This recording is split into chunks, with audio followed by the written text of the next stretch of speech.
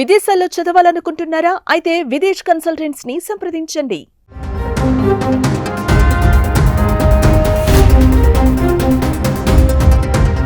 చిరకాల ప్రత్యర్థులు Bharat Pakistan cricket match అంటే ఎంత హై వోల్టేజ్తో జరుగుతుందో అందరికీ తెలిసిందే. ముఖ్యంగా అభిమానులు చేసే హంగామా అంతా ఇంత కాదు. ఆదివారం జరిగిన మ్యాచ్లోనూ అదే రిపీట్ అయింది. దాయాది పాక్పై భారత్దే పైచేయి అయింది. అయితే ఈ మ్యాచ్ భారత్ గెలవదంటూ ఐఐటి బాబా చేసిన వ్యాఖ్యలు పెద్ద దుమారాన్నే రేపాయి. చివరికి సోషల్ మీడియాలో ట్రోల్స్కి బాబా సారీ చెప్పాల్సి వచ్చింది.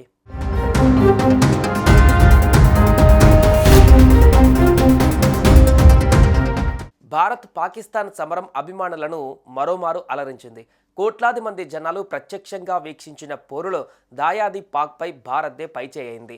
ప్రతిష్టాత్మక ఛాంపియన్స్ ట్రోఫీలో పాక్ను పాతరేస్తూ టీమిండియా విజయ పథకాన్ని ఎగరవేసింది.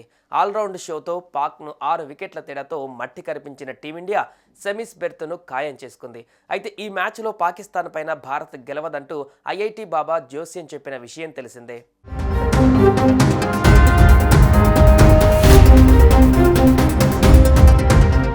ఈసారి భారత్ గెలవదు, విరాట్ కోహ్లీ సహా అందరికీ ఈ విషయం చెప్పండి. ఇండియా గెలవదని నేను చెబుతున్నానంటే ఇండియా గెలవదంతే అంటూ ఐఐటి బాబా జోస్యం చెప్పారు.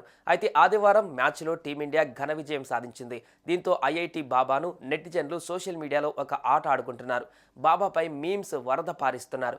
ఇక నుంచి బాబాను ఎవరు ఇంటర్వ్యూలకు పిలవద్దని పోస్టులు పెడుతున్నారు. జోస్యాలు చెప్పడం మానేసి మూలకు పడుండాలని హెచ్చరిస్తున్నారు.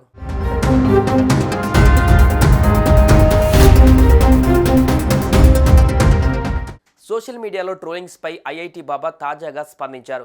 ఈ మేరకు క్షమాపణలు చెబుతూ తన ఎక్స్ ఖాతాలో ఓ పోస్ట్ షేర్ చేశారు. నేను బహిరంగంగా క్షమాపణలు చెప్పాలనుకుంటున్నాను. ఇది పార్టీ టైం కాబట్టి ప్రతి ఒక్కరూ సంబరాలు చేసుకోవాలి.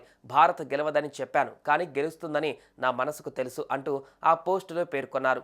ఈ పోస్టుకు విరాట్ కోహ్లీ టీమిండియా సంబరాలు చేసుకుంటున్న ఫోటోలను జోడించారు.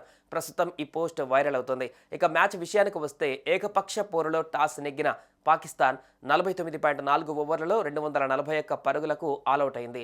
సౌద్ షకీల్ 76 బాల్స్లో 5 ఫోర్లతో 62 పరుగులు చేశాడు. మొహమ్మద్ రిజ్వాన్ 77 బాల్స్లో 3 ఫోర్లతో 46 పరుగులు, కుష్దిల్ షా 39 బాల్స్లో 2 సిక్సర్లతో 38 పరుగులతో రాణించారు. అనంతరం కోహ్లీ, శ్రేయస్ అయ్యర్ మెరుపులతో టీమిండియా 42.3 ఓవర్లలోనే 244 4 వికెట్లు కోల్పోయి స్కోర్ని సాధించింది.